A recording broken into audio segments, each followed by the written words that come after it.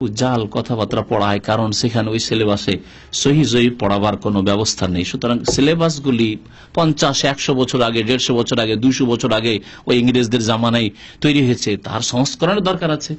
10 বছর পর পর, 5 বছর পর পর স্কুল কলেজের সিলেবাস চেঞ্জ হয়, মডিফাইড হয়। আর মাদ্রাসার ওই রাখা আছে ফার্সি, তো ফার্সি এখন ফার্সি পড়াবার কোন যুক্তি আছে?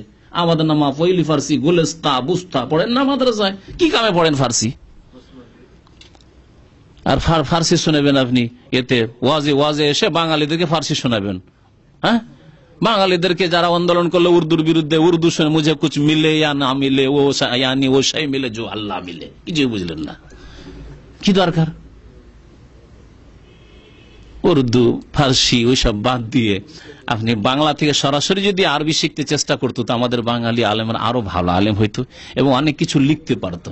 অধিকাংশ আলেম বাংলার ইতিম, আরবি কিছু বুঝে তো বাংলা বুঝে না, লা ইলাহা ইল্লাল্লাহ ইলাহা ইল্লাল্লাহ, না আরবির গভীর পণ্ডিত হইলো না বাংলারই পণ্ডিত হইতে পারলো, কোন দিকের হইলো না। যার ফলে মোল্লার দৌড় মসজিদ কথাটি ওই ফিট হয়ে গেল, মসজিদে ইমামতি ছাড়ার কোনো কাজ করার যোগ্য থাকলো না। কিন্তু যদি ভালো আরবি শিখে আসতে পারে, একটা কোম্পানিতে মুদির হয়ে, ট্রান্সলেটর হয়ে, ম্যানেজমেন্টে এসে পাসপোর্টের দেখাশোনা, আরবিতে কোনটা লেখা আছে বাংলায় অনুবাদ করব, ইংলিশে অনুবাদ করব, এটা যদি করতে পারতো, আমাদের মৌলভী সাহেবগুলো যদি একটু নতুনত্ব নিয়ে আসতো, নতুনত্ব যদি নিয়ে আসতো সিলেবাসে, তাহলে মৌলভী সাহেবগুলো বেকার, বড় বড় কোম্পানিতে এসে ট্রান্সলেটর অথবা সেক্রেটারি, অফিস সেক্রেটারি, তারপরে ওই ম্যানেজমেন্টে, পাসপোর্টের বিভিন্ন কাজে লাগতে পারতো। ভালো কিছু মাদ্রাসা আছে আমি জানি, সেসব মাদ্রাসা থেকে এসে এরকম বেশ কিছু ছেলে যারা ভালো, ইংরেজিতে ভালো আর তার সাথে সাথে আরবিতে ভালো, তারা ভালো পোস্টে কাজ করছে। ওই মসজিদে কোথায় খুঁজতে হবে অথবা ক্লিন কোম্পানিতে, কোনো প্রয়োজন নেই। এইরকম যোগ্যতা তৈরি করার মতো ব্যবস্থা নেই। আর খামাখাই এমন কিছু তৈরি করলেন না, এদিকার হলে না ওইদিকার হলে এখন এসে একটা মসজিদ ধরতে হবে আর একটা গাড়ি কেনা না মাদ্রাসা টিপ মারতে হবে। দেখেন এই অবস্থা হয়ে আছে। কেন এরকম অবস্থা হবে? মাদ্রাসায় পড়লাম, হয় এই ইলমের চর্চা করব, চর্চা করে মানুষকে দাওয়াত দেব আর আল্লাহ পাকের রিজিকের কোন রাস্তা খুলবেন, আর না হইলে দুনিয়ার সাথে তাল মিলিয়ে চলার জন্য, যাতে দুনিয়াকে উপেক্ষা করে থাকাও যাবে না, কারণ দুনিয়া করতেই হবে আপনাকে, একদিন না একদিন দুনিয়াতে নামতেই হবে, দিনকে ঠিক রেখে। সুতরাং মাদ্রাসার সিলেবাসগুলি যদি একটু চেঞ্জ করা হয়, কিছু যদি টেকনিক্যাল কিছু শিখিয়ে দেওয়া হয় এবং তার সাথে সাথে পড়াটা মডার্ন অ্যারাবিক, নতুন অ্যারাবিকগুলো একটু ভালো করে পড়া হয়। গ্রামারই পড়াইতে থেকে গেল আর আরবি ভাষায় বলতে পারেন না, মাদ্রাসা ফারিক হয়েছে আনাফিরু আনাফি কালাম, এটা আরবি নাকি? আনাফিরু আনাফি কালাম, শুদ্ধ আরবি শিখাইতে হবে। আরবির সাথে সৌদির সাথে শুদ্ধ আরবি মাদ্রাসা পড়ে এসব বলে না।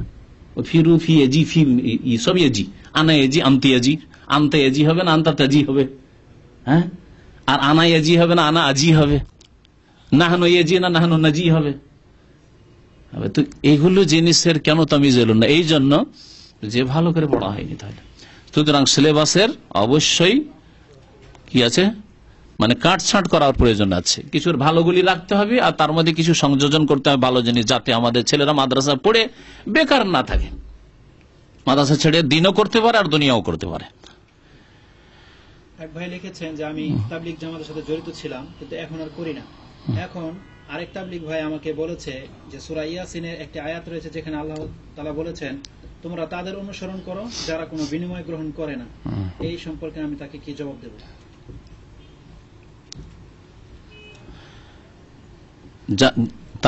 তোমরা তাদের অনুসরণ করো মানে কি? নবী সাল্লাল্লাহু আলাইহি ওয়াসাল্লাম অনুসরণ নয়? তোমরা তাদের অনুসরণ করো যারা বিনিময় গ্রহণ করে না, বিনিময় গ্রহণ করেন রাসূলুল্লাহ সাল্লাল্লাহু আলাইহি ওয়াসাল্লাম, ঠিক না? এবং এখানে অনুসরণ করতে বলা হচ্ছে ইত্তাবিউ মাল্লা ইয়াসআলুকুম আজরান ওয়া হুম মুহতাদুন। আমি আয়াতটা পড়িয়ে দিচ্ছি সূরা ইয়াসিনের। তোমরা অনুসরণ করো ওই ব্যক্তির, এই না যে তাদের বলা হয়নি, ওই ব্যক্তির মানে রাসূলুল্লাহ সাল্লাল্লাহু আলাইহি ওয়াসাল্লামের। মাল্লা ইয়াসআলুকুম আজরান, তোমাদের কাছে কুরাইশ তোমাদের কাছে চায় না যে টাকা দাও পয়সা দাও।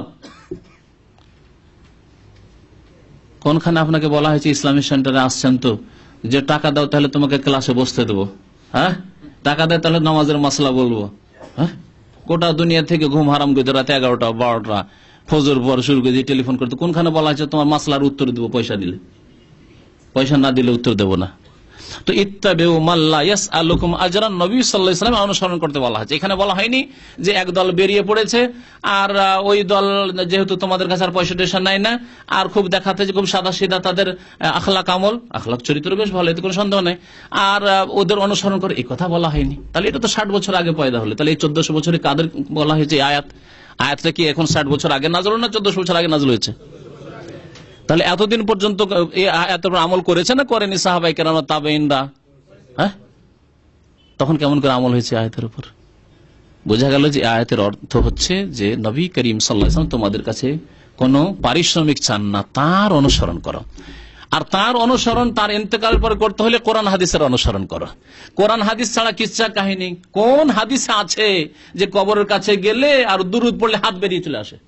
কোন হাদিস আছে বলে? ফাজাইল আমলে আছে। তাহলে ওদের অনুসরণ করবেন না কোরআন হাদিসের অনুসরণ করবেন? বলেন দেখি। ইত্তাবিউ মাল্লা ইয়াসআলুকুম আজরান মানে ফাজাইল আমল অনুসরণ করো যাতে হাত বেরিয়ে চলে আসে। ওয়ালাইকুম আসসালাম জবাব চলে আসে। আসসালামু আলাইকা ইয়া রাসূলুল্লাহ বললে নবীর কবরের কাছে ওয়ালাইকুম আসসালাম, শত শত জায়গায় ফাজাইল আমলে আছে। এর অনুসরণ করতে বলা হয়েছে। কোন হাদিসে আছে যে মা আয়েশাকে একবার ওয়ালাইকুম আসসালামের জবাব এসেছে? তার চাইতে প্রিয় আর কে ছিল নবীর কাছে? ফাতেমা 6 মাস বেঁচে থাকেন নবীর পরে, কোনখানে ফাতেমাকে ওয়ালাইকুম আসসালামের জবাব এসেছিল যে বেটি তোমাকে ওয়ালাইকুম আসসালাম? হ্যাঁ, আবু বকরকে কোনখানে? আবু বকর চাইতে শ্রেষ্ঠ ব্যক্তি উম্মতের আছে কে? বলেন দেখি কোনখানে ওয়ালাইকুম আসসালাম জবাব এসেছে? ওই আহমদ রেফাই বিদাতি মিশরের, তার জবাব এসেছে। আর জিলানি পেয়েছে, আহমদ রেফাইয়ের ঘটনা বয়ান করেছে, ওয়ালাইকুম আসসালাম জবাব এলো আর হাত বেরিয়ে চলে এলো, লাগলো মুসাফা করতে। এটি মুসাফারে 90,000 লোক মুসাফা করলো। 90,000 লোক যদি মুসাফা করে তো সবাই দিনের মতো জানবে, আবার শুধু একটা বিদাতি কিতাবে কেন থাকবে? বুঝতে পারছেন না? 90,000 লোক যদি নবীর হাত দেখে থাকেন তাহলে শুধু একটা কিতাবে সীমিত থাকবে, দুটো কিতাবে সীমিত থাকবে না, সকল উম্মত সাক্ষী দেবে যে হ্যাঁ নবীর হাত দেখা গেছে। আর শুধু ওই একবারই দেখা যাবে, আহমদ রেফাই যখন মিশর থেকে আসলো তখন আর দেখা যাবে না নবীর হাত? আগেও গেল না, পরেও গেল না। এসব বিদাতি কথাবার্তা ফাজাইল আমলে আছে বলতে কিছু বাধ্য করলেন, সেই জন্য বললাম, না হলে ফাজাইল আমল পরে কিছুটা আলোচনা এর আগে হয়ে গেছে, যথেষ্ট আলোচনাগুলো শুনলেই। কথা হচ্ছে উদ্দেশ্য হচ্ছে সংশোধন করা। ইত্তাবিউ মাল্লা ইয়াসআলুকুম আজরান, অর্থাৎ নবী করিম সাল্লাল্লাহু আলাইহি ওয়াসাল্লামের অনুসরণ করো। কে আপনাকে বলছে যে আমার মতো কোনো ব্যক্তির বা অন্য কোনো ব্যক্তির অনুসরণ করে? কখনো বলি না। তবে আমাদের মতো যে কোনো ব্যক্তির কাছে কোরআন এবং হাদিসের কথা যদি শিখতে পান, যে এখানে নির্ভেজাল কোরআন হাদিসের কথা, যে কোনো জায়গায় যাবেন ওখানে শিখবেন। নির্ভেজাল কথাবার্তা, ভেজাল নয়, নির্ভেজাল কথাবার্তা যেখানে পারবেন শিখবেন। আল্লাহ পাক বিবেক দিয়েছেন, তার সাথে সাথে পড়বেন এবং নবীর রাস্তায় চলার জন্য আল্লাহ পাকের কাছে দোয়া করবেন, আল্লাহ আমাকে নবীর রাস্তায় চালাও। আমি আব্দুল্লাহ রাস্তায় চলতে চাই না, আব্দুর রহমানের রাস্তায় চলতে চাই না, ইলিয়াস সাহেবের রাস্তায় চলতে চাই না, আর মতিউর রহমান রাস্তায় চলতে চাই না, আর অমুক তমুকের রাস্তায় চলতে চাই না। আমি চলতে চাই নবীর রাস্তায়। তোমার নবীর কলিমা পড়েছি। আল্লাহ ইহদিনাস সিরাতাল মুস্তাকিম দোয়া করেন, আল্লাহ তৌফিক দেয় কিনা দেখেন। আল্লাহ পাক অবশ্যই তৌফিক দেবেন। প্রশ্ন করেছেন হয়তো তাদের উদ্দেশ্যে আমাদের কি জিজ্ঞেস করছে, সে বলছে কেউ যদি কারো যদি হাওয়া খারিজ হয় আর তাতে শব্দ না হয় এবং গন্ধ না থাকে তাহলে তার ওযু বা তাহারাত ভঙ্গ হয় না। এই তথ্য কোন হাদিসের গ্রন্থে আছে এবং সেই হাদিসের নাম বলুন। এরকম তথ্য কে বলেছে আপনাকে যে কারো যদি হাওয়া খারিজ হয়, হ্যাঁ, আর গন্ধ হলো না আর শব্দ হলো না, তাহলে ও হাওয়া খারিজ হওয়ার ইয়াকিন থাকে তাহলে হবে, কিন্তু সন্দেহের উপর আমল করতে হবে না বলা হয়েছে। হাদিস আছে লা ইয়ানসারিফ হাত্তা ইয়াসমা সাওতান আও ইয়াজিদ রিহান, হাদিসের খবর রাখেন, শুনেন হাদিস। অতক্ষণ ফিরবে না, সন্দেহ সন্দেহ লাগছে যে পেটটা আমার গ্যাস গ্যাস করছে আর ফুসফুস করছে, কিছু বের হলো না, আওয়াজও শুনতে পেলেন না, আর কোনো গন্ধ পেলেন না, তার আর অন্তরে ইয়াকিন হয় না, তখন বলা হচ্ছে না তুমি নামাজ চালিয়ে যাও। কিন্তু যখন দেখবেন যে না আমার আওয়াজ হয়নি, গন্ধ হয়নি, কারণ হয়তো পায়খানা কষ্টকাঠিন্য না থাকলে পায়খানাতে গন্ধ হবে না হয়তো, কিন্তু আপনার ইয়াকিন হচ্ছে যে না অবশ্যই হাওয়া খারিজ হয়, তাহলে খারিজ হয়ে গেছে। কিন্তু যখন সন্দেহে পড়ে আছেন, ওয়াসওয়াসা, তখন বলা হয়েছে শয়তানের ওয়াসওয়াসার অনুসরণ করিও না। বুঝতে পেরেছেন? এই হচ্ছে উদ্দেশ্য। নিশ্চিত হতে, এক কথা নিশ্চিত হইতে হবে যে আমার ওযু নষ্ট হয়ে গেছে, তখন নামাজ ছাড়বেন। আর যতক্ষণ নিশ্চিত হননি, সন্দেহ কি জানি মনে হয়েছে যে কি হইলো না হইলো, তাহলে আপনি নামাজ ছাড়িয়েন না। এটা হচ্ছে ওই হাদিসের অর্থ। হাদিসের তাফসীর ব্যাখ্যা না বুঝে যদি আপনি ব্যাখ্যা করেন তবে মদিনা কবরস্থানে বা কেটে কারো যদি দাফন করা হয় তাহলে সেখানে কি আযাব হবে না? মদিনার বেশ কিছু ফজিলত আছে, তার মধ্যে যদি নেক আমল করার লোক হয় তাহলে আশা করা যায় যে ইনশাআল্লাহ সম্মানিত আল্লাহ পাকের কাছে, কিন্তু বেআমল লোকের জন্য নয়। বেনামাজি, 4 ওয়াক্ত নামাজি, ফজর পড়তো না, আর মদিনায় মাফ হয়ে যাবে। মক্কাতে তো মাফ হলো না আবু জাহল আবু লাহাবের, তাই না? আব্দুল্লাহ বিন উবাই মুনাফিকের দাফন কোথায় হয়েছে? মদিনায় হয়েছে। আর আল্লাহ কোরআনে কি বলছেন? ফিদ্দারকিল আসফালি মিনান নার, জাহান্নামের নিম্ন স্তরে ওই আব্দুল্লাহ বিন উবাই মুনাফিক থাকবে। তাহলে আসল বিষয় এই না যে আমার মদিনায় মরলেই বেশি ভাগ্যবান হয়ে যাব। নেক আমলের সাথে মরতে হবে। 5 ওয়াক্ত নামাজে কোনো ত্রুটি নেই, রোজায় কোনোদিন ত্রুটি নেই, হজ ফরজ হওয়ার সাথে সাথে হজ করে ফেলেছেন, হারাম খান না, হারাম দেখেন না, হারাম শোনেন না, আলহামদুলিল্লাহ আপনি ইনশাআল্লাহ তাআলা যদি তার সাথে সাথে মদিনায় মওত হয়ে যায় তো ভাগ্যবান। হ্যাঁ, তার সাথে সাথে উপরন্তু যদি মদিনায় মওত হয়ে যায় একটা সে সৎ লোকের, ভালো মানুষের, তাহলে ইনশাআল্লাহ তাআলা ভাগ্যবান। জি, সাল্লাল্লাহু নবিয়ানা মুহাম্মদ ওয়া আলা আলিহি ওয়া সাহবিহি আজমাইন। সময় শেষ হতে যাচ্ছে। দোয়া চেয়েছেন আমাদের কয়েক ভাই, দোয়া চেয়েছেন, অপারেশন করেছেন, কেউ আরো অসুস্থ আছেন। আল্লাহ পাক যেন শিফা দান করেন তাদেরকে। আল্লাহ পাক রব্বুল যেন গুনাহ খাতা মাফ করেন। আল্লাহ পাক আমাদের রোগের আরোগ্য দান করেন।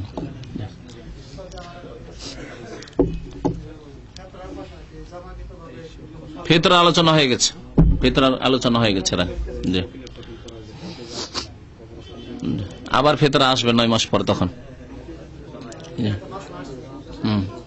আচ্ছা অতি আছে, পাঠিয়ে দেবেন। 1-1.5 ঘন্টা আলোচনা আছে ফিতরা।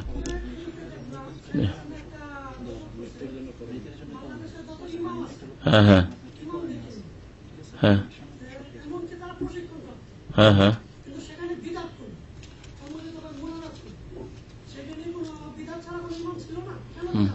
সম্মিলিত মোনাজাত আমাদের দেশে এতদিন ধরে চলে আসছে, এত তাড়াতাড়ি সবকিছু উঠিয়ে দেয়। ওর চাইতে বড় বিদাত উঠান, কবর মাজারগুলি উঠান আগে।